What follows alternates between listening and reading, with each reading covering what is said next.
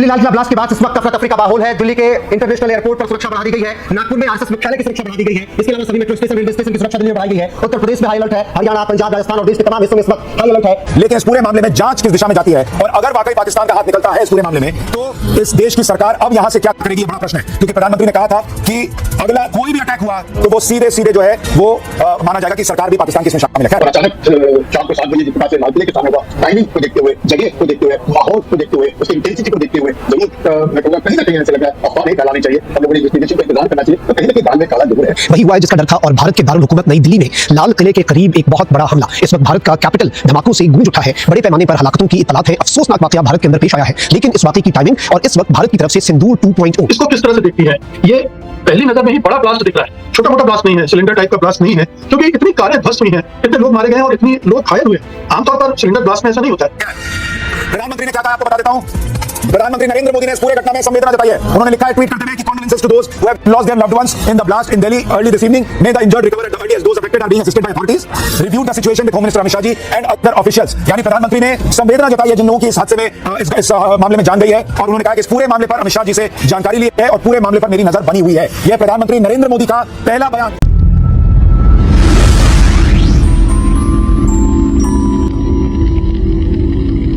Delhi Lal Qila blast के बाद इस वक्त अफरा तफरी का माहौल है। दिल्ली के इंटरनेशनल एयरपोर्ट पर सुरक्षा बढ़ा दी गई है। नागपुर में आरएसएस मुख्यालय की सुरक्षा बढ़ा दी गई है। इसके अलावा सभी मेट्रो स्टेशन, रेलवे स्टेशन की सुरक्षा दिल्ली में बढ़ाई गई है। उत्तर प्रदेश में हाई अलर्ट है। हरियाणा, पंजाब, राजस्थान और देश के तमाम हिस्सों में इस वक्त हाई अलर्ट है। क्योंकि अब धीरे धीरे जो शक था वो सही साबित होता हुआ दिख रहा है। क्योंकि 10 लोगों की मौत हो चुकी है, 24 से ज्यादा लोग घायल बताए जा रहे हैं। शुरुआत में लगा कि सिलेंडर ब्लास्ट है, लेकिन अब ऐसा महसूस हो रहा है कि ये सिलेंडर ब्लास्ट नहीं, साजिश वाला ब्लास्ट है और शायद हो सकता है कि आतंकी हमला भी हो। जैसे अभी कुछ देर पहले हमारे साथ रॉ के पूर्व ऑफिसर जुड़े थे, वो कह रहे थे। लेकिन अब हम समझने की कोशिश करेंगे। मेरे साथ इस वक्त lieutenant general retired Sanjay Kulkarni ji जुड़े हैं। उनको इस ब्लास्ट में क्या कुछ नजर आ रहा है? क्या ये एक बड़ी साजिश है, आतंकी साजिश है, या फिर जो अभी नजर आ रहा है कि एक बताया जा रहा है कि सिलेंडर ब्लास्ट या कार में ब्लास्ट हुआ है? सर, क्या कुछ समझ में आ रहा है अभी?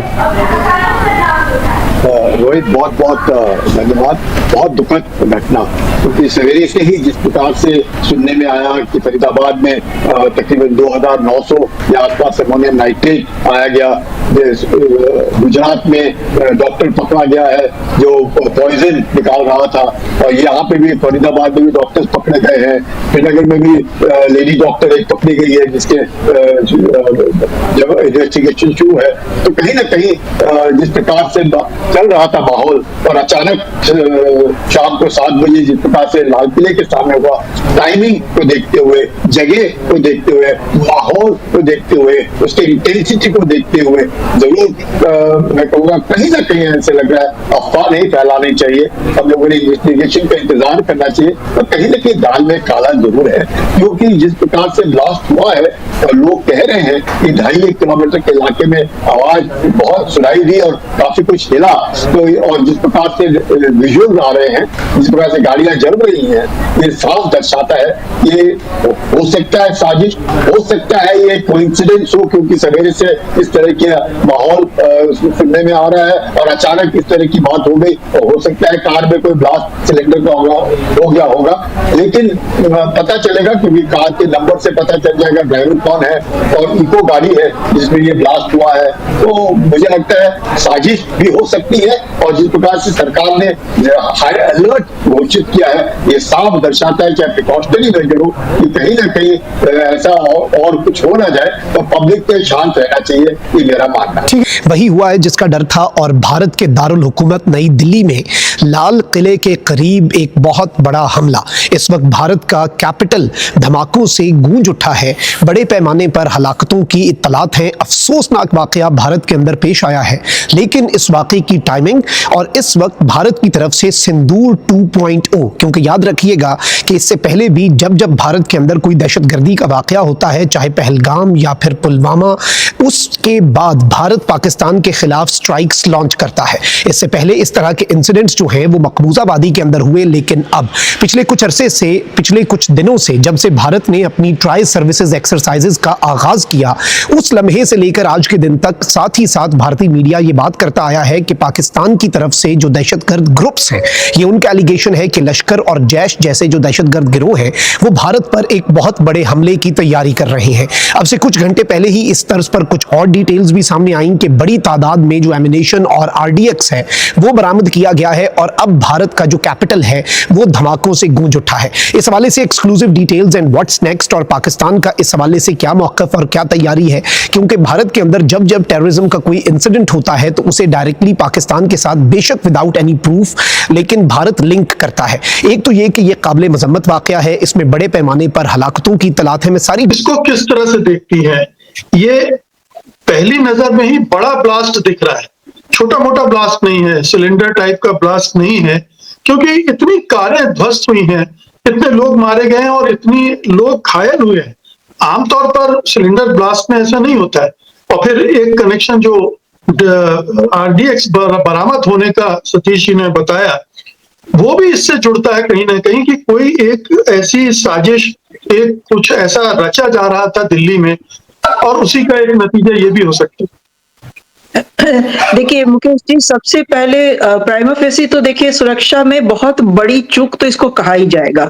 अब जब फरीदाबाद में इतनी भारी मात्रा में आज आरडीएक्स पकड़ा गया, लोग पकड़े गए, एक आतंकी लिंक का आपने खुलासा किया, पता चला कि श्रीनगर से उसके तार जुड़े हुए हैं, तो दिल्ली में ऐसी सेंसिटिव जगह पे जहां की सिक्योरिटी हर समय बहुत ज्यादा मुस्तैद रहती है, इस तरह की घटना हो जाना ये थोड़ा हमें बहुत ही सरप्राइजिंग लग रहा है। क्योंकि जैसे ही भाई फरीदाबाद में आरडीएक्स पकड़ा गया तो पूरी दिल्ली बिल्कुल हाई अलर्ट पे हम मान के चल रहे थे कि होगी, और इन सेंसिटिव जगहों पे तो नॉर्मल से दुगनी तिगनी सुरक्षा और एजेंसीज को अलर्ट रहना चाहिए था।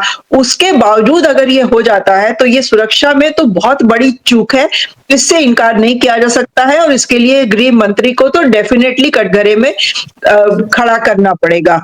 दूसरा, मैं ये अभी तक मुझे ये कंफर्मेशन नहीं हो पा रही है कि ये वाकई में बारूद का ही, आरडीएक्स का ही ब्लास्ट है या कुछ और है, क्योंकि इतनी बड़ी घटना हुई है जिसमें 4 गाड़ियां, 1 ऑटो रिक्शा, 2 ई रिक्शा बिल्कुल तबाह हो गए हैं।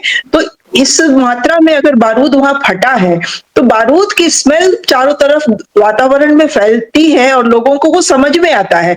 जितने भी आई विटनेसेस हमने सुने हैं, टीवी मीडिया जो भी दिखा रहा है, उसमें किसी ने इस बात का जिक्र नहीं किया है। और जो आई विटनेसेस से बात भी कर रहे हैं इलेक्ट्रॉनिक मीडिया वाले, वो यही कह रहे हैं कि लग रहा है सीएनजी गाड़ी फट गई है या सिलेंडर का ब्लास्ट हो गया है। क्योंकि इसमें एक चीज सामने आ रही कि वो गाड़ी ट्रैफिक सिग्नल पर रुकी और फिर उसमें विस्फोट हुआ जी, कोई गाड़ी छोड़कर नहीं गया जी।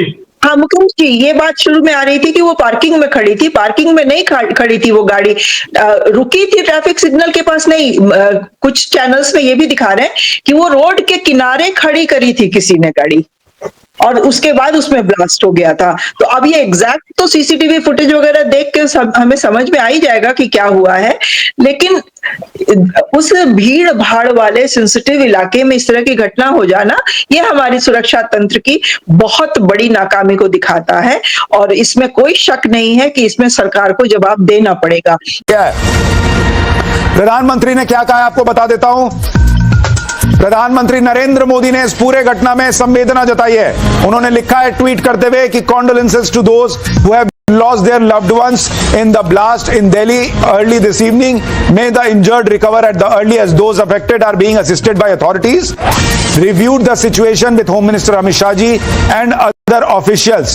यानी प्रधानमंत्री ने संवेदना जताई है जिन लोगों की इस हादसे में इस मामले में जान गई है, और उन्होंने कहा कि इस पूरे मामले पर अमित शाह जी से जानकारी ली है और पूरे मामले पर मेरी नजर बनी हुई है।